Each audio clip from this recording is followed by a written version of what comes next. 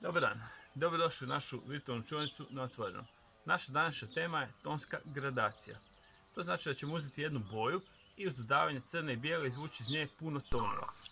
Evo, izabrao sam plavu boju, malo crne, malo bijele i dobit ćemo puno tonova. Boju na paleti, znači meni će ova gornja ploča služi kao paleta. Nemojmo staviti boju jednu pored druge ili jednu u drugu, nikako. Znači treba nam malo mjesta da možemo te tonove razređivati. Snimak sam ubrzao, ovo sve skupo trajalo možda 10 minuta, pa nema potrebe da to gledamo 10 minuta. Znači evo vidimo u principu da krećem iz čiste plave, dodajem bijelu i vidimo da svako sljedeće ovo kao polje, tu strakicu koju obojim je osjetno svjetlije od one prije. To je sad u principu tonska ljestvica plave boje. Ista stvar bi bila i recimo kad krenem raditi sa crnom, s tim da crne uvijek dodajem puno manje, jer crna će brzo zatamniti boju. Možemo imati tonsku ljestvicu, recimo ove plave boje, možemo imati akromatsku ljestvicu, to bi bilo kad bi bilo sve crno-bijelo, isto bi funkcioniralo, znači vidjeli bi svjetlije i tamnije tonove. Znači tonska gradacija je u biti mijenjanje jakosti lokalne boje, dodavanjem bijele ili crne dobijemo svjetlije i tamnije tonove. Evo sad ću u principu na lijevoj strani ove ploče koju slikam napraviti istu stvar.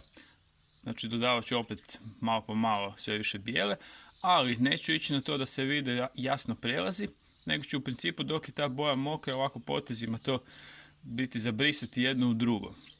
Znači vi radite s temperama, ja radim sa krilama, ali to su jedno i drugo boje na vodenoj osnovi, znači brzo se relativno suše, ali imamo opet dovoljno vremena za proći to s potezima i malo to onako zagladiti, ako radimo sliku gdje ocijenimo da nam to tako treba. Znači sad u principu ne moramo se toliko s tim opterećivati, ovo je samo za prikaz. Znači mi ćemo raditi ovako tonsku gradaciju i za vježbu ću vam poslije pokazati znači, na koji način bi mogli razdvojiti plohe na svojoj slici i onda ih popunjavati tonovima raznih boja. Nije nužno da radimo samo s plavom, evo ja sam krenuo s plavom. Od osnovnih boja znači možemo izabrati plavu ili crvenu.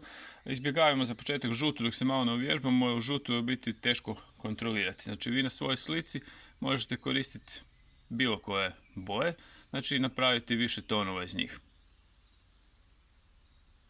Evo vidimo da ako bi prebacio snimak u crno-bijeli, znači isto bi funkcioniralo, samo rekli smo to bi onda bila akromatska ljestvica.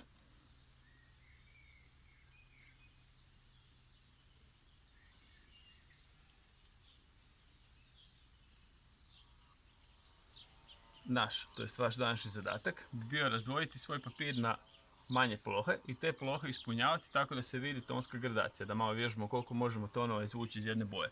Znači prijedlozi, evo recimo ako je ovo naš papir, zamislimo kao da imamo klavijaturu, to će nam biti samo za početak i recimo tu krenem s čistom bojom, pa recimo dodajem malo svjetliju, još svjetliju, znači svjetlije tonove na jednu stranu i na drugu stranu iz čiste boje dodajem tamnije tonove, evo mogu se tako razdijeliti na dijelove.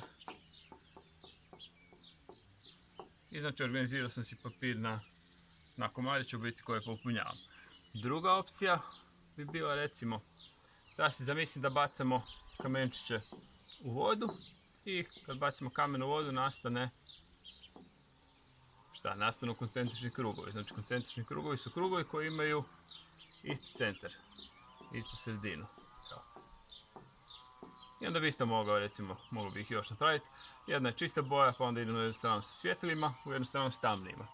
Evo, još bi se mogli sjetiti, recimo mogli bi se zamisliti, evo recimo da je to odašiljač od neke antene i da se oko šire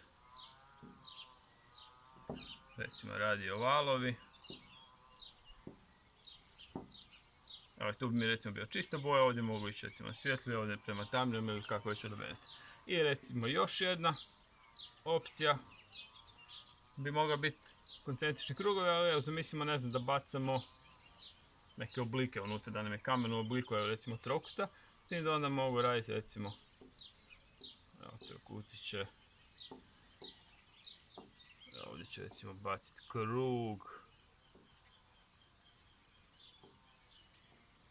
Evo, znači opcija je puno, samo razdijelimo na neki način papir i krenimo. Znači recimo rekli smo ovdje nam je čista boja i ovdje dodajemo recimo bijelu i na drugu stranu idemo s crnom. I dobit ćemo puno tonova i to nam je super vježba. Znamo već, opustimo se, budimo kreativni, bit će ok. Sretno!